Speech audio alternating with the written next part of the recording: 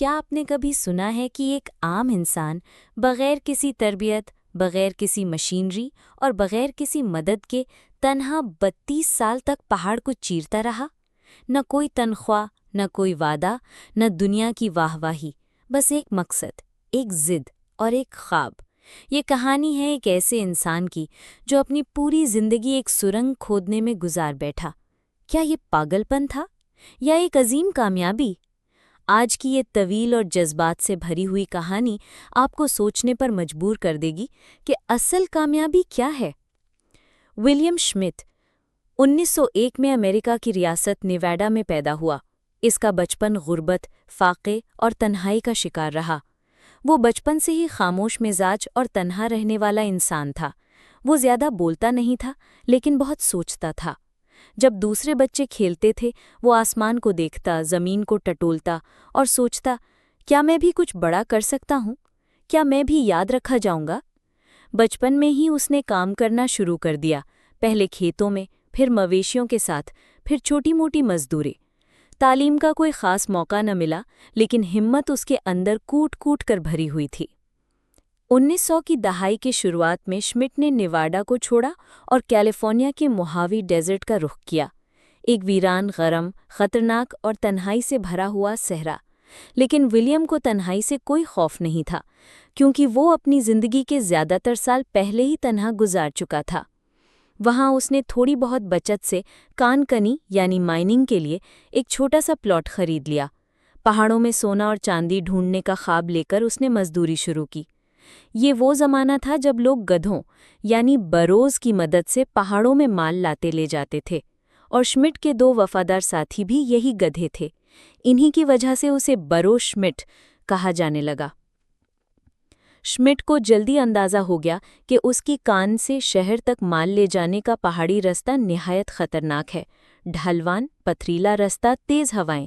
کئی بار اس کے گدھے زخمی ہو گئے اور کچھ تو گر کر مر بھی گئے۔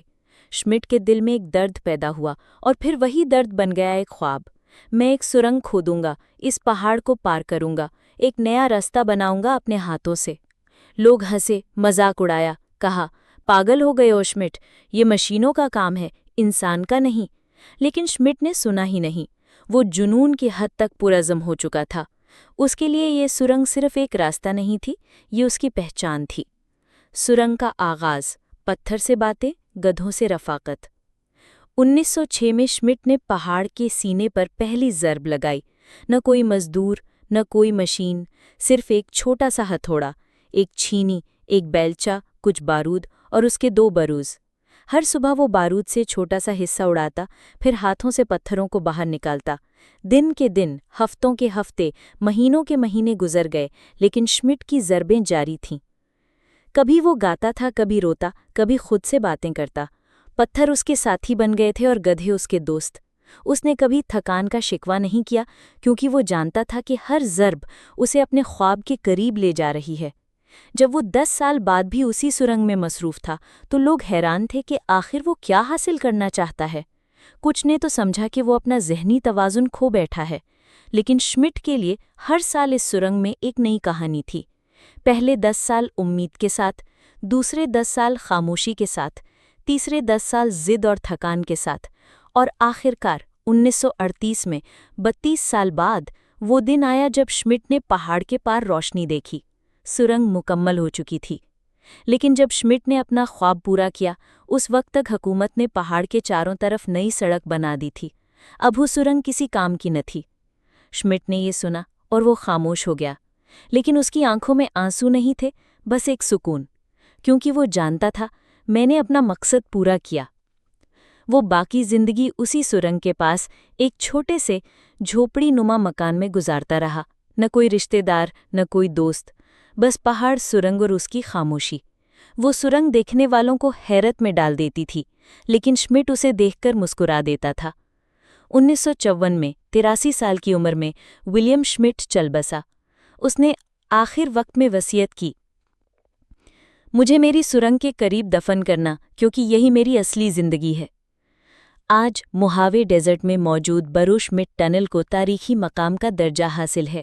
سیاح دور دور سے آتے ہیں اور حیرت سے دیکھتے ہیں، ایک سرنگ جو ہاتھوں سے بنی، ایک خواب جو 32 سال چلا، ایک انسان جو تنہا لیکن ناقابل شکست رہا۔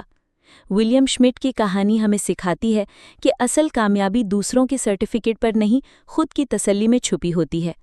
جنون تنقید سے نہیں ڈرتا، اور جب ارادہ مضبوط ہو تو ایک فرد بھی تاریخ لکھ سکتا ہے۔ یہ کہانی ان لوگوں کے لیے ہے جو سمجھتے ہیں کہ وہ اکیلے کچھ نہیں کر سکتے۔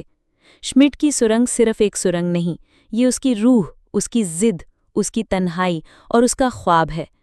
وہ آج زندہ نہیں، لیکن اس کی سرنگ ہمیں چیخ چیخ کر بتاتی ہے کہ اکیلا انسان بھی اگر چاہے تو پہاڑ چیر سکتا ہے۔